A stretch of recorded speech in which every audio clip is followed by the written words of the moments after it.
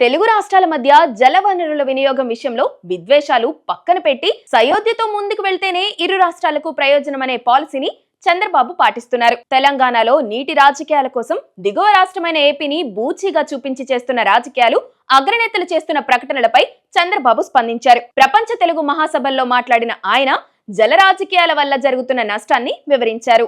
ఏటా వేలాది టీఎంసీల గోదావరి, కృష్ణా జలాలు సముద్రంలో వృధాగా కలిసిపోతున్నాయని, నదీ జలాల వినియోగం విషయంలో తెలుగు వారంతా ఐక్యంగా ఉండాలని, గొడవలు పడటం వల్ల ఎవరికీ ప్రయోజనం ఉండదని చంద్రబాబు స్పష్టం చేశారు. తెలంగాణ ప్రభుత్వం గోదావరిపై నిర్మించిన కాళేశ్వరం ప్రాజెక్టుపై ఏనాడు అభ్యంతరం చెప్పలేదన్నారు చంద్రబాబు. ఎందుకంటే గోదావరి నీరు వాడుకుంటే తెలుగు వారికే మేలు జరుగుతుందని భావించారని చంద్రబాబు అన్నారు. ఉమ్మడి రాష్ట్రంలోనూ విభజన తర్వాత కూడా తాము చేపట్టిన పట్టిసీమ, పోలవరం వంటి ప్రాజెక్టులు మరియు తెలంగాణలో పూర్తి చేసిన సాగునీటి పథకాలను గుర్తు చేస్తూ నీటిని పొదుపుగా వాడుకుంటూ రెండు రాష్ట్రాలు సస్యశ్యామలం కావాలని ఆకాంక్షించారు.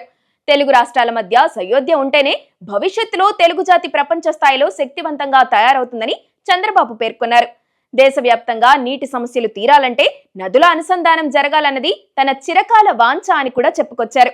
2047 నాటికి తెలుగు జాతి ప్రపంచంలోనే నంబర్ 1 స్థానంలో ఉండాలని, ఆ దిశగా విద్వేషాలకు తావు లేకుండా అభివృద్ధి కోసం అందరూ కలిసి పనిచేయాలని ఆయన సూచించారు. తెలంగాణను బూచీగా చూపి ఏపీలోనూ భావోద్వేగాలు రెచ్చగొట్టి రాజకీయాలు చేసే అవకాశం ఉన్నా చంద్రబాబు నీటి విషయంలో రాజకీయాలు రాష్ట్రాలకు మంచిది కాదని భావిస్తున్నారు.